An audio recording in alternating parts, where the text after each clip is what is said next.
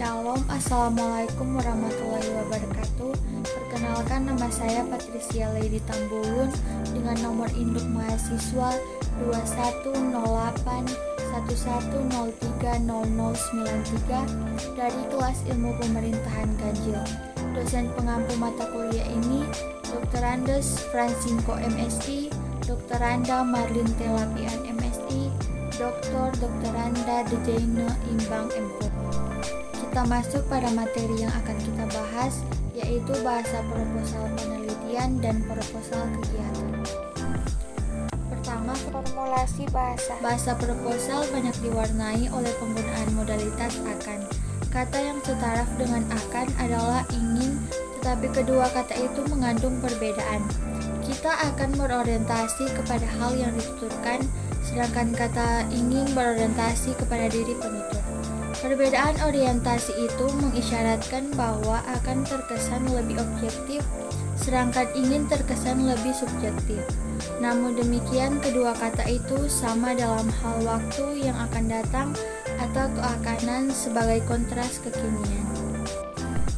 Bahasa proposal mengandung makna keakanan.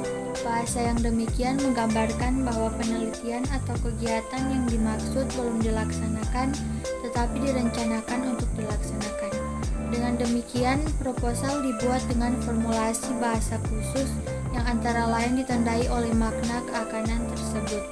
Selain terlihat pada modalitas akan atau ingin, keadaan bahwa sesuatu belum terjadi juga tergambar pada penggunaan keterangan waktu atau kosakata tertentu. Yang kedua, teks proposal. Hal penting yang hendaknya diperhatikan dalam mendesain proposal sebagai genre makro, yakni bahwa seluruh isi dan gagasan dalam proposal seharusnya disampaikan dengan bahasa Indonesia yang baku. Baik proposal penelitian maupun proposal kegiatan disusun menurut struktur tertentu. Struktur teks terdiri atas tahapan-tahapan yang direalisasikan oleh genre mikro yang sesuai dengan isi dan fungsi tahapan-tahapan tersebut. Pertama, teks proposal penelitian.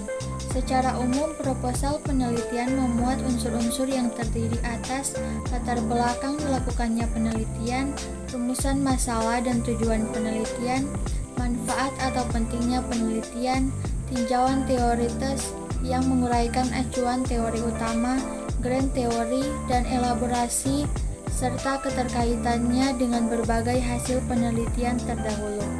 Kerangka pikir atau bingkai acuan, frame of reference, dalam melakukan penelitian terhadap masalah itu.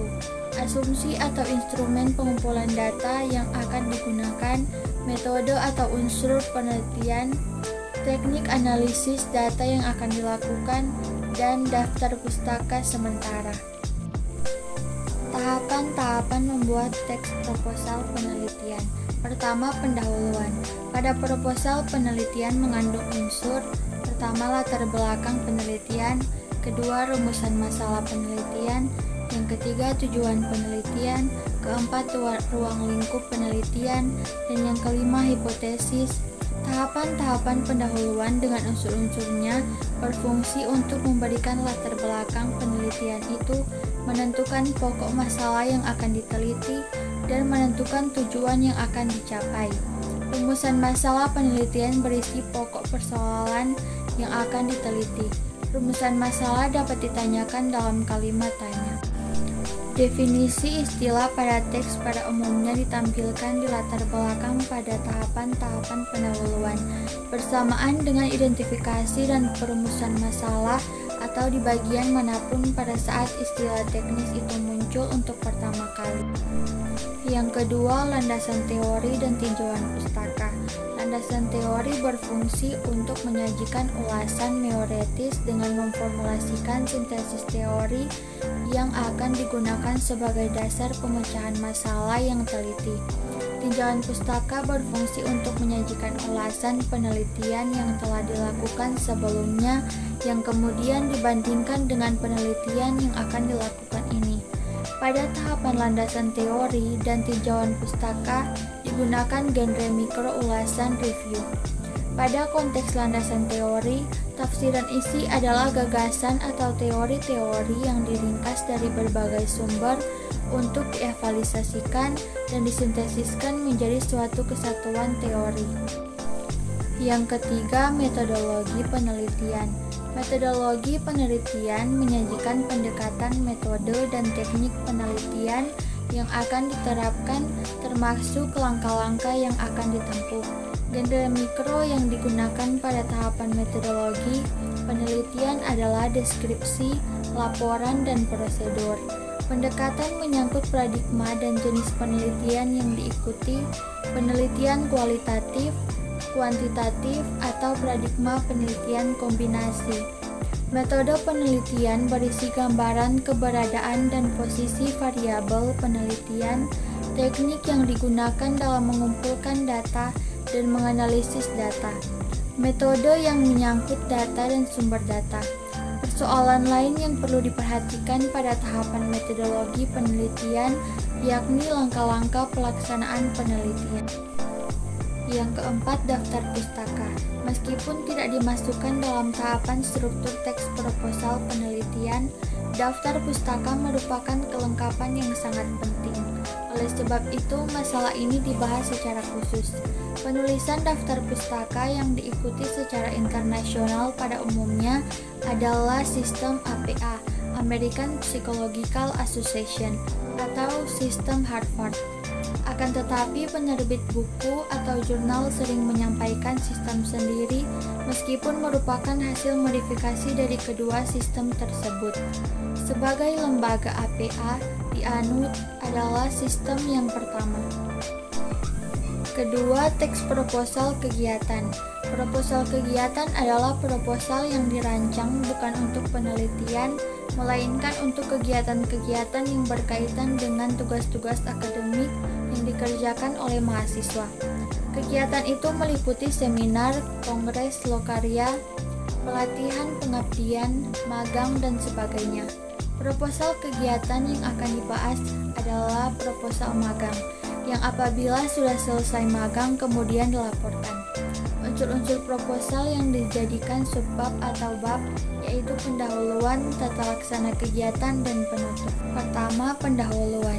Tahapan pendahuluan berisi uraian tentang latar belakang kegiatan yang akan dilaksanakan, pentingnya kegiatan itu dilaksanakan, tujuan, manfaat, dan strategi yang akan digunakan untuk melaksanakan kegiatan tersebut. Genre mikro yang digunakan adalah eksposisi dan deskripsi. Tahapan pendahuluan, tujuan dan strategi pelaksanaan kegiatan dinyatakan secara ringkas dan akan diperluas lagi pada tahapan tata laksana kegiatan. Yang kedua, tata laksana kegiatan. Tahapan tata laksana kegiatan adalah tahapan yang menyajikan strategi yang digunakan dalam melaksanakan kegiatan, termasuk langkah-langkah yang akan ditempuh. Pada tahapan ini mencakup pelaksana, tujuan, waktu dan tempat, serta strategi pelaksanaan. Strategi yang akan ditempuh untuk mencapai tujuan tersebut bahwa pelaksanaan kegiatan terjun langsung ke tempat magang. Dalam strategi itu terkandung prosedur yang ditetapkan untuk diikuti. Yang ketiga, penutup. Tahapan penutup digunakan untuk menyampaikan harapan agar setelah diusulkan proposal kegiatan itu diterima dan menghasilkan sesuatu seperti yang direncanakan. Genre mikro yang digunakan yakni deskripsi. Pada prinsipnya, proposal kegiatan dapat disusun dengan struktur teks seperti yang dikemukakan ini. Kesimpulan, proposal pada dasarnya dapat juga disebut dengan kata usulan, rencana, atau tawaran. Pembuatan proposal harus disusun secara objektif, sistematis, dan terencana dalam mengeksplorasi masalah dan diartikulasikan secara akurat dan berterima dalam hal gaya penulisannya. Struktur teks proposal penelitian terdiri dari: pertama, pendahuluan, kedua, landasan teori dan tinjauan pustaka, dan yang ketiga metodologi penelitian, sedangkan struktur teks proposal kegiatan terdiri dari pertama pendahuluan, kedua tata laksana kegiatan, dan yang terakhir penutup. Dalam penulisan proposal, bahasa dalam teks proposal memiliki makna keakanan yang diwarnai dengan banyaknya penggunaan modalitas akan dan penggunaan kata keterangan waktu yang bermakna futuristik. Demikian presentasi saya. Jika ada salah kata atau penyebutan, saya mohon maaf. Sekian dan terima kasih.